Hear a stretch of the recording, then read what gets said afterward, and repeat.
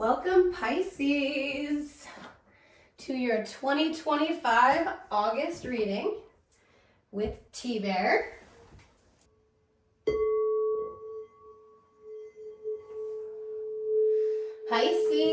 Pisces rising. What do we have for you on this beautiful August day today? Pisces and all the helpers of Pisces, let's show ourselves and give them some guidance for this August 2025. All right, Pisces, what's been going on, my little fishy friends? It's been a beautiful summer here in Northern California, and today we're going to call in from the Archetypes Guidebook, The Wild Unknown. Any hoodle, Pisces. Ooh, what is that? The flame. Keep the fire. Keep the fire. Do you guys read? There's this great book by Cormac McCarthy called The Road, and it's very apropos for our time. It's a love story between a father and a son that takes place in the apocalypse, and the child is born during the apocalypse. And so keep the fire, keep the flame inside is what the dad tells the son to help keep the faith for the son during a faithless and hopeless time. So I'm wondering, are you keeping your shit together during a faithless, hopeless time? Are you feeling like that about this world we live in? Are you feeling extra emotional, avoiding the news perhaps, or watching too much of it? So Pisces, let's call those ancestors in. Let's call all of your spirit guides. Let's find out what's best for you right now. Pisces and Pisces rising. Little fish scales for my Pisces. All right, little Pisces.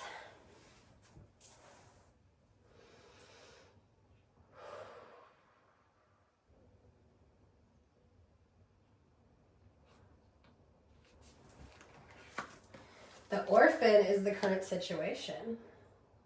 Maybe feeling a little betrayed by current circumstances. Feeling a little abandoned. The forest. And the unseen. So, these two cards came out in, I believe, the Gemini reading as the two people who came out in the end. So I've been doing this new thing where at the end of the reading, I'll pull two cards, one for you and one for the person you're thinking about. And this was literally the last reading's people. So this is very interesting. Do you have some people coming back around in your life? The forest is where you're coming from. The orphan is your current situation, and the unseen is where you're headed. So I can imagine that you will need to keep the fire. And it seems like mental health. So let's do a little bit of investigation. Pisces, what are we going to get here today for the forest as where you have been? Number 195. That number might mean something to you. It's not 195. What number is that? Hold on, buddy.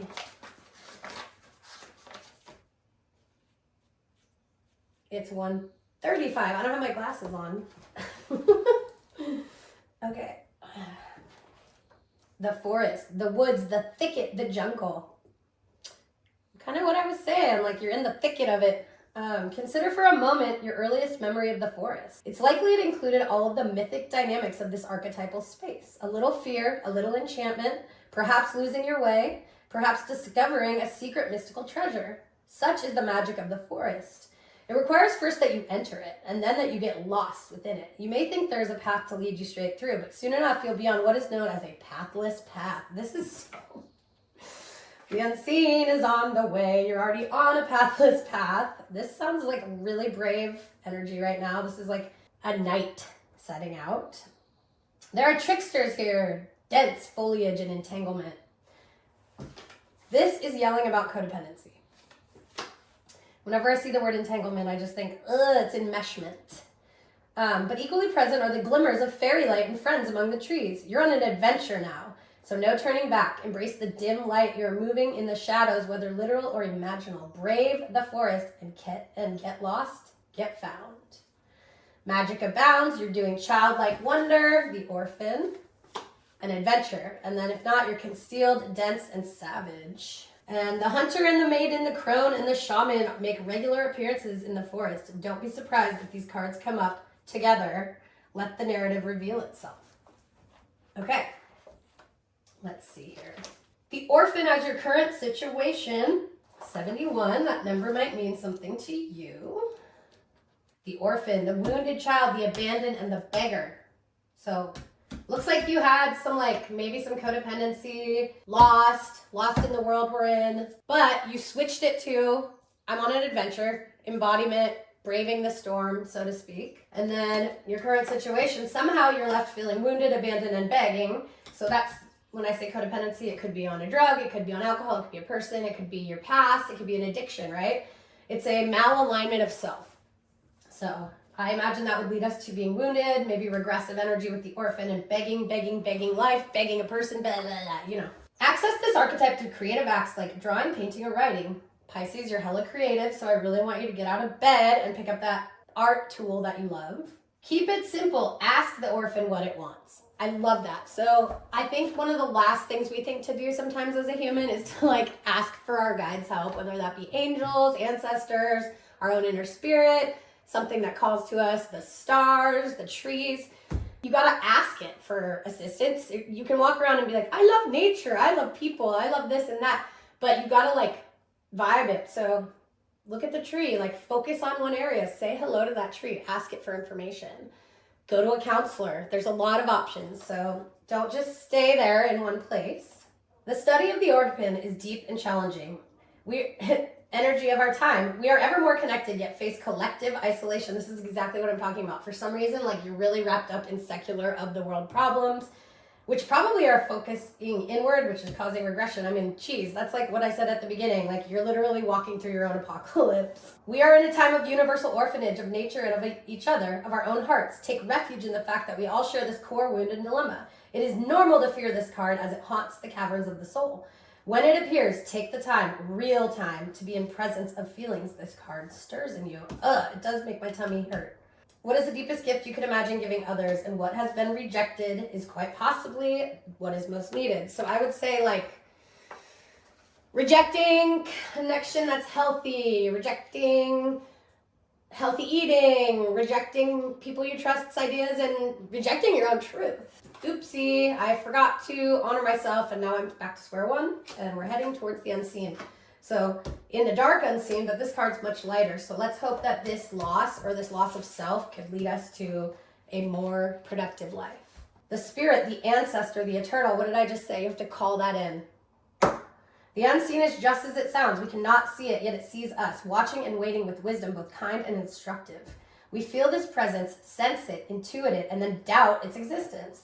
Though it rallies our attention time and time again, the energy of the unseen may come in many forms. A compelling dream, a sudden insight, a clear voice, a vision, or a message from a loved one who has passed to the other side. Ask your ancestors for help. The doorway between the worlds is ajar. Listen, the sound may seem as though it comes from a distant land, but they call from your innermost chambers. Woo! This reading is about embodiment. Embodiment. So let's synergize this, okay?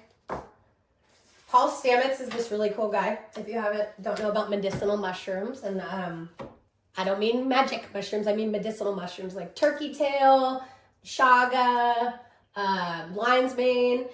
Paul Stamets likes to say, one mushroom alone can heal, but when they're all together, they create this super mushroom.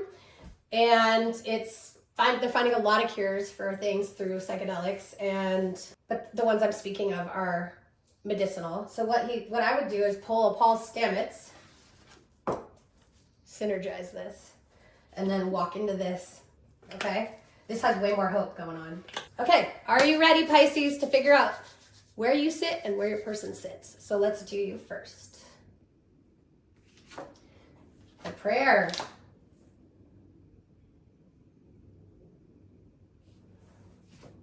And the shadow. So you are hoping for a wing and a prayer. You're instead of doing the internal work potentially, you're praying, being please help me, please help me. Really, you gotta be I can help me, right? And then it looks like you're up against something shadowy, and so that could be an enmeshment, I was saying, maybe not listening to self, because this entity, person, addiction is not going away with the prayer, okay? So give us a little more hope here, people.